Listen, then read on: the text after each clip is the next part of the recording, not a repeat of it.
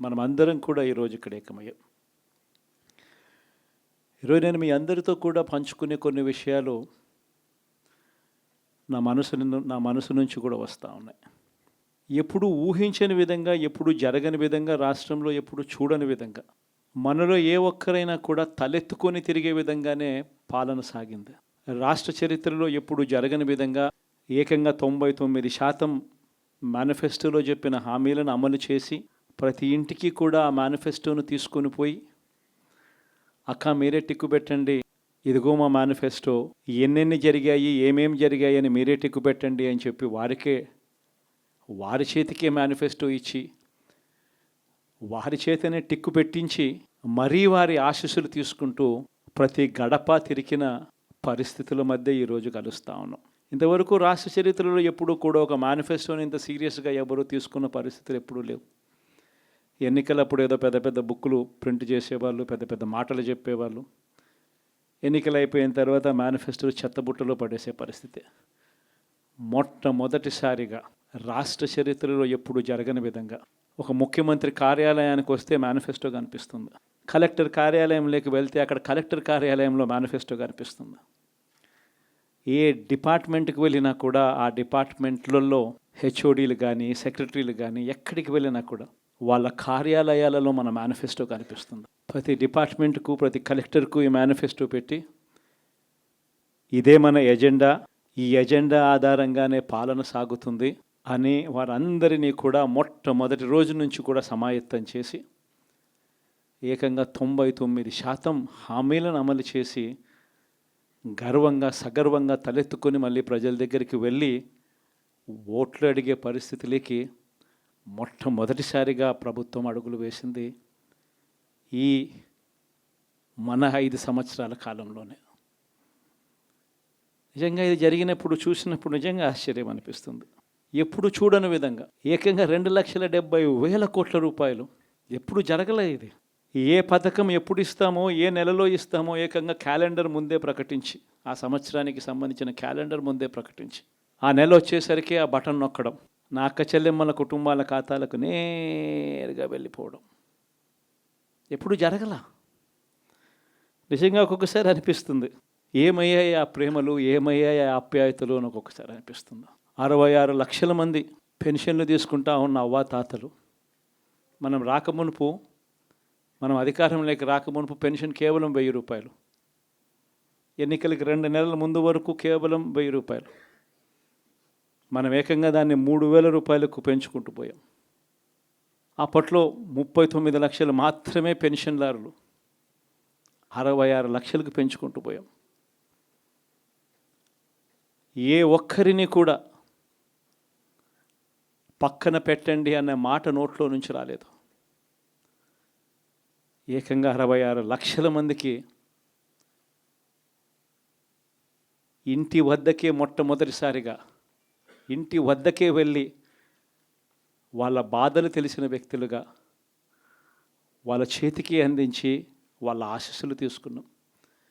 మరి ఏమయ్యాయి ఆ 66 లక్షల మంది అవ్వాతాతలు, ఆ వికలాంగులు, ఆ వితంతువులు, అక్క చెల్లెమ్మలు, వారి ఆప్యాయతలు, ప్రేమలు? ఎప్పుడు జరగని విధంగా 54 లక్షల మంది తల్లులకు కేవలం మీ పిల్లలకు బడులకు పంపించండి చాలు, మీ పిల్లలు గొప్పగా చదవాలి, మీ పిల్లలకు మంచి భవిష్యత్తు ఉండాలి అని 54 లక్షల మంది అమ్మలకు అమ్మఒడి. మరి ఏమయ్యాయి వాళ్ళ ప్రేమలు, వాళ్ళ ఆప్యాయతలు? ఏకంగా 53,58,000 మంది రైతన్నలకు. ఇంతకుముందు ఎప్పుడు జరగల. పెట్టుబడి సమయం వచ్చేసరికి రైతన్నలకు పెట్టుబడి సహాయంగా రైతు భరోసా ఇచ్చే కార్యక్రమం. ఎప్పుడు చూడని విప్లవాత్మక మార్పులు వ్యవసాయ రంగంలో. మరి ఏమయ్యాయి వారి ప్రేమలు, వారి ఆప్యాయతలు అంటే అది తెలియదు. ఏకంగా 1,05,00,000 మంది అక్క చెల్లెమ్మలకు 0 వడ్డీ క్రమం తప్పకుండా ప్రతి సంవత్సరం వారికి అండగా నిలబడుతూ చేశాం. ఏకంగా 79 లక్షల మంది అక్క చెల్లెమ్మలకు పూర్తిగా అప్పులతో కుదేలైపోయిన పరిస్థితుల్లో అండగా నిలబడుతూ ఆసరా అనే కార్యక్రమంతో అండగా తోడుగా నిలబడ్డాం. మరి ఏమయ్యాయి వారి ప్రేమలు ఆప్యాయతలంటే తెలియదు. 27 లక్షల అక్క చెల్లెమ్మలకు చేయూత క్రమం తప్పకుండా ఇచ్చాం. ప్రతి సంవత్సరం 30 లక్షల మంది పిల్లలకు మంచి జరిగిస్తూ ఆ తల్లులకే విద్యా దీవెన, వసతి దీవెన, ఏకంగా 31 లక్షల అక్క చెల్లెమ్మలకు ఇళ్ల పట్టాలు. మరి ఏమయ్యాయి వారి ప్రేమలు ఆప్యాయతలు అంటే తెలియదు. 22 లక్షల ఇళ్ళు గతంలో ఎప్పుడు చూడని విధంగా 3,60,000 మంది నా అక్క చెల్లెమ్మలకు కాపు నేస్తాం. 4,96,000 మందికి ఈబీసీ నేస్తాం. నా అక్క చెల్లెమ్మలకు 82,000 మందికి నేతన్న నేస్తాం. 2,76,000 మందికి వాహనమిత్ర, 16 లక్షల మందికి తోడు అనే కార్యక్రమంతో ఆదుకోవడం, 3,38,000 మందికి చేదోడు, 1,10,000 మందికి పైగా మత్స్యకార భరోసా. ఎక్కడ ఎవ్వరికి కూడా క్రమం తప్పకుండా కోవిడ్ సమస్యలున్న సాకులు చూపలేదు. మంచి చేశాం. ఎప్పుడు చూడని విధంగా, ఎప్పుడు జరగని విధంగా పేదవాడు వాడిని పేదరికం నుంచి బయటికి పర్మనెంట్గా తీసుకొచ్చే దానికోసం అడుగులు పడ్డాయి. అది జరగాలి అని అంటే క్వాలిటీ చదువుల వల్లే జరుగుతాయి అని చెప్పి మొత్తం విద్యారంగాన్ని మార్చాం. 3వ తరగతి పిల్లాడికి టోఫుల్ క్లాసులు, టోఫుల్ పీరియడ్, ఇంగ్లీష్ మీడియం బడులు, 6వ తరగతి నుంచే ఐఎఫ్పీలు, 8వ తరగతి పిల్లల చేతుల్లో ట్యాబులు. ఇప్పుడు చూడలేదు ఇవన్నీ, ఇప్పుడు జరగల. వైద్య రంగంలోనూ కూడా అలాంటి మార్పులే. ఏకంగా 25 లక్షల దాకా ఆరోగ్యశ్రీని విస్తరించాం. 1,050 ప్రొసీజర్లు ఉంటే 3,300 ప్రొసీజర్లకు తీసుకొని పోయాం. ఆరోగ్యశ్రీయే కాదు, ఆరోగ్య ఆసరా దగ్గర నుంచి గ్రామ స్థాయిలో విలేజ్ క్లినిక్ దగ్గర నుంచి ప్రతి పేదవాడికి తోడుగా ఉండడం.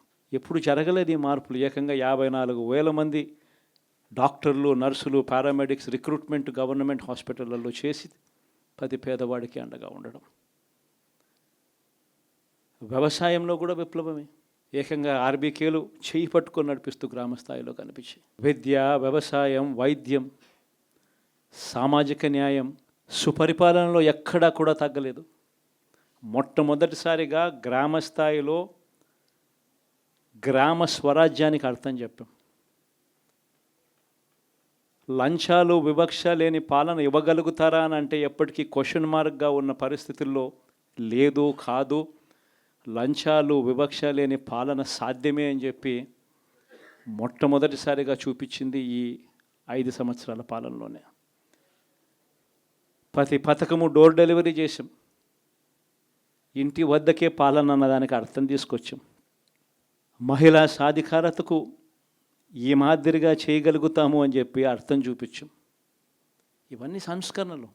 ఏ అక్క చెల్లెమ్మ బయటికి వెళ్ళినా కూడా ధైర్యంగా పోయే పరిస్థితి. ఫోన్లో దిశ యాప్ ఇలా 5 సార్లు ఊపితే చాలు 10 నిమిషాల్లో పోలీస్ వచ్చి అక్క ఏమైంది అనే పరిస్థితి. గ్రామంలోనే మహిళా పోలీస్. ఇప్పుడు చూడలేదు ఇవన్నీ. మరి ఇలాంటి గొప్ప మార్పులు, సంస్కరణలు ఇన్ని జరిగాక ఇప్పుడు చూడని పాలన ఈ మాదిరిగా ఇచ్చిన తర్వాత మరి ఎందుకు ఈ మాదిరిగా రిజల్ట్స్ వచ్చాయి?